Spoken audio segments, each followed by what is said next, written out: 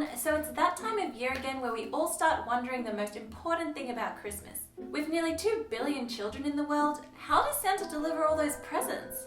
Here's a video explaining how. There are currently 7.4 billion people on Earth. 26% of them are children, which leaves us with 1.9 billion children awaiting their presents on Christmas Eve. At an average of 3 children per home, Santa needs to get to 630 million houses. That's a heck of a lot of stops in one night, but luckily due to the rotation of the Earth and different time zones, Santa gets a full 31 hours. So to deliver all the presents, he needs to visit 5,600 homes per second. This gives him less than 0.2 milliseconds to stop the reindeer, climb down the chimney, deliver the presents, stock up on snacks, get back up the chimney, and then get moving to the next house. Now the surface area of land on Earth is 510 million square kilometers, and for the sake of our calculation, let's assume that the homes are evenly spread out.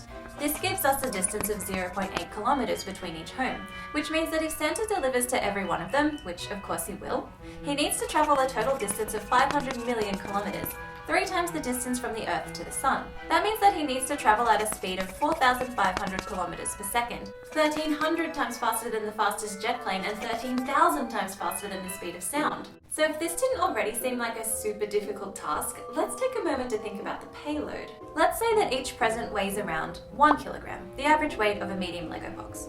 So not including Santa himself, who has been said to be quite voluptuous, the sleigh weighs 1.9 billion kilos, about as heavy as 40 Titanics. The average reindeer can pull 150 kilos, about the weight of a giant panda, which is pretty impressive, but we'd still need 13 million of them to pull this sleigh. This adds another 1.6 billion kilos, leaving us with a total payload of 2.5 billion kilograms, around the weight of a few skyscrapers. 2.5 billion kilos traveling at 4,500 kilometers per second would create an enormous amount of air resistance, burning up those reindeer in the same way as the meteor entering the atmosphere.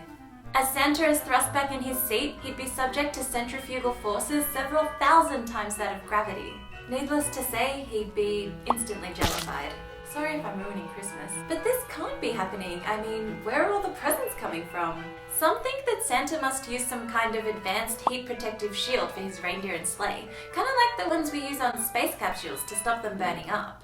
This would solve the heat problem, but what about the fact that Santa needs to be up and down your chimney in less than 0.2 milliseconds? I mean, he doesn't exactly look like the fastest guy on his feet.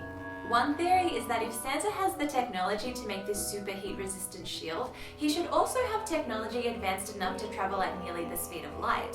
This actually solves a lot of problems. For one, by traveling this fast, Santa would be able to complete his round-the-world trip in just 500 seconds, so there'd be plenty of time left over for stuffing his face with milk and cookies. This would also explain why Santa never seems to get any older with each passing year. Einstein's theory of special relativity tells us that the faster you travel, the more time slows down.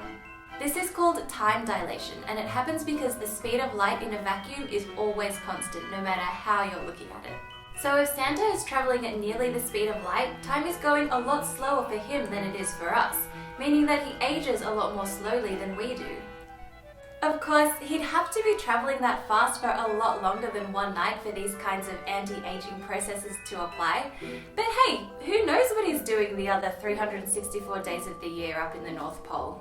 Santa traveling at nearly the speed of light would also solve the problem of how he and his big belly fit down your chimney every year. Special relativity also tells us that objects traveling close to the speed of light experience length contraction. In other words, they get skinnier.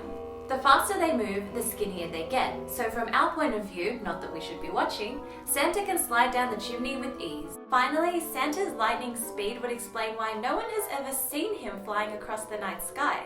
When charged objects travel faster than the speed of light in a medium, they emit a blue glow known as Cherenkov radiation. I think I said that right. Here, Santa is our charged object and our medium is air.